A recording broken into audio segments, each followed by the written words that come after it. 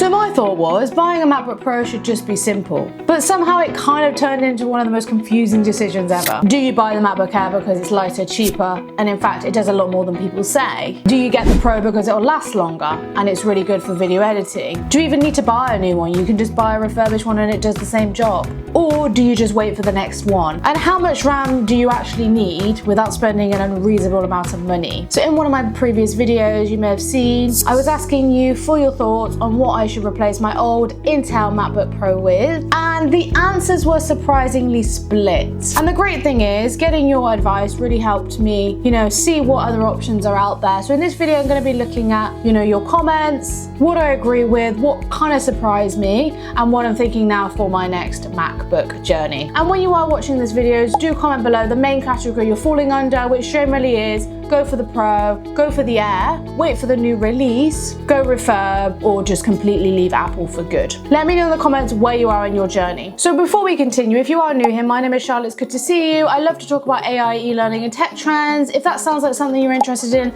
then do hit subscribe. Okay, let's get straight into your comments. And your comments were honestly so useful because instead of just looking at the Apple's website, trying to make a decision, having real opinions from people that are actually using the devices is such a big difference. So I thought a follow-up video would be really helpful to be able to share, what my thoughts are since that video, but also for anyone else that's trying to buy a new MacBook, especially coming from the Intel chip like myself, which one should I buy next? So this is my MacBook Pro, it's still looking great, good condition, not many scratches, still functioning, but a lot of issues have arisen, and that is why I'm here today discussing the new laptop with you. So one of the issues is the heat. It's quite hot today, so it is getting quite warm, but I'm not doing much on it right now, so it's not warm. It's just if I start editing, for example. Battery life, I'm charging it pretty much every day, every other day on average. And there's just a lot of delays, not supported by Apple anymore. So there's a lot of reasons why I do want to upgrade. So one of the biggest things for me, specifically coming from an Intel chip, is that any M series will be a big upgrade for me. Because I'm going from a 2018 massive jump, different chip. Some of you were saying that, is there any need to get the newer one? You can just upgrade to any M series at this point. So the kind of summary I took from that is, I don't need to panic about buying the newest M series. Even the lower end could feel like a massive upgrade. But then the next debate is when things got really interesting. Is the MacBook Air enough? And if you've seen my previous video, I discussed the MacBook Air quite a few times in detail,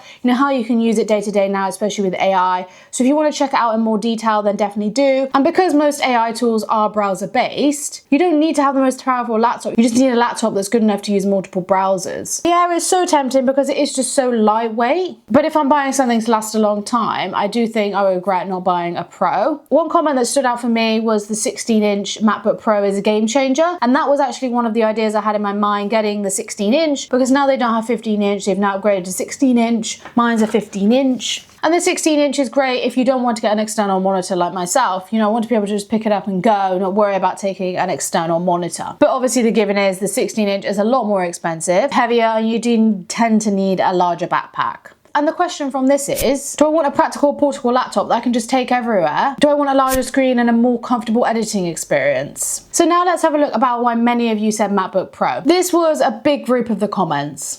Simple answer is, you're creating lots of videos, you're doing a lot of content, you definitely need a MacBook Pro. And I understand that. MacBook Pro gives you better performance, better display, better speakers, more ports, and just a longer safe term option. Let's go on to another topic, refurb. Again, that answer surprised me, because a lot of you said to get the Refurb M1, M2 series instead of just buying the brand new one. I'd still get an Apple Silicon, a better battery life, a newer upgrade, better performance, and a newer MacBook Pro with the M series. And I wouldn't necessarily pay the price of a brand new machine. I can buy extras, accessories that I need to go on top of my MacBook Pro. With refurb laptops, the worry I have is being cautious about the battery condition, which obviously we can check anyway before purchasing. So that's something that can be checked. So it's not really an obstacle. And then obviously the clear one is warranty. You don't want it to break down after 1 year, for example. You want to know it's been covered. And obviously buying from somewhere that I know is reliable, but it's not just going to break down. It's not, got parts replaced that's not the real Apple product, for example. But as an option, refurb has actually moved up on my list because it does mean I'll save money, I can do more. Obviously, if I'm considering buying the newer M series, in my mind, I'm like, this needs to last 5 to 10 years. Whereas with a refurb option, it's still going to last a while, maybe not as long as the brand new one. And another talk of discussion, which is so important, is the RAM and storage. And you all had lots of opinions on this, which is really, really good to know. And the general message was clear. Do not buy too little RAM and do not buy too little storage. And we know this even with phones. I bought an Android. Oh, you know, I'll save a bit of money if I get less storage.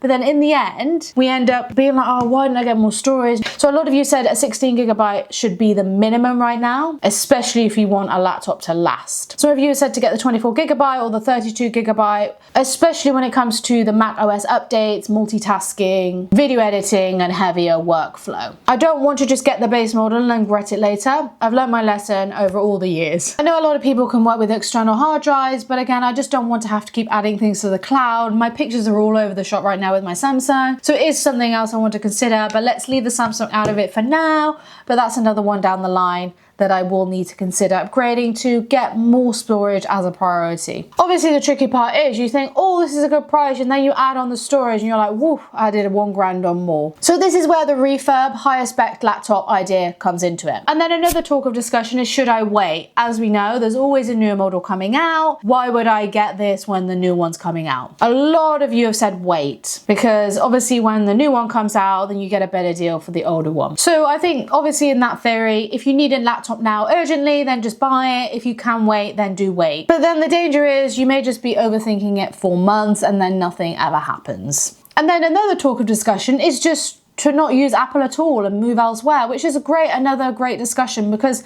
as you may or may not know, I use an Apple laptop, but I use an Android phone. And with my phone, I've always gone down the path of Android now. I was with Apple, I think 8 years ago or more, and I decided to switch because I thought, you know, I can get a lot more for what I need from a phone with an Android. So one person mentioned that you could go with a ThinkPad because it has a lot more RAM with a lot lower cost. ThinkPad's a really good comparison to MacBook because they're ultra thin, you know, they're premium aluminium, but obviously the keyboard and kind of feel is quite different to the MacBook Pro, but I definitely think it's a good comparison to add in there. So as a summary, with all those different areas discussed, what am I leaning towards now? I think MacBook Air is not on my list because I've already experienced it. It's really great for a lot of people, but for what I want, it's not enough. Refurb is definitely up there. Non-Apple is definitely up there. And buying the latest, newest version is still up there, but it's not the top of my list. So I'll say those three are equally on my list right now. So the biggest takeaways I've got is, coming from a 2018 Intel chip, any jump to any M series is a big jump for me. The MacBook Air is good for a lot more than we imagine, which I've discussed before. MacBook Pro is great for long-term content and long-lasting. The RAM and storage matter more than just chasing the newest chip. And waiting for the right deal could be smarter.